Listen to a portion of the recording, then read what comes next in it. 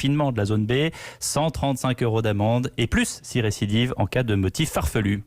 Oui, et en montagne, le confinement tourne parfois au sketch, Pierre. C'était le cas à La Clusaz en Haute-Savoie, Jean-Luc Beaujon.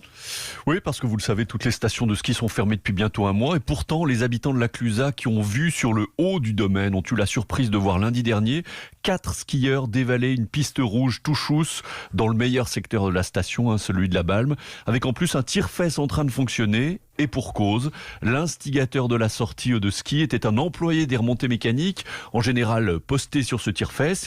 Il n'a donc eu aucun mal à le remettre en service, tranquille, avec 3 de ses copains. Et ce sont les gendarmes alertés par des habitants qui sont intervenus.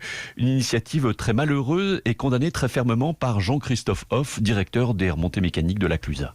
Je désapprouve totalement cette action. C'est une démarche qui est encore une fois complètement déplacée au regard du confinement évidemment, mais au regard du fonctionnement de notre société où évidemment chacun ne fait pas ce qu'il veut, a fortiori encore une fois que le confinement, de redémarrer une installation de la manière dont ils l'ont fait.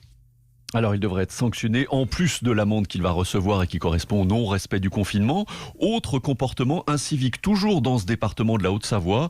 Les habitants de Châtel ont vu débarquer cette semaine entre 120 et 150 nouveaux résidents secondaires arrivés à la faveur des vacances. Un comptage des véhicules a été fait dans la station qui était quasiment déserte jusque-là. La consommation dans les commerces a également augmenté assez nettement et du coup les premiers PV ont été dressés cette semaine.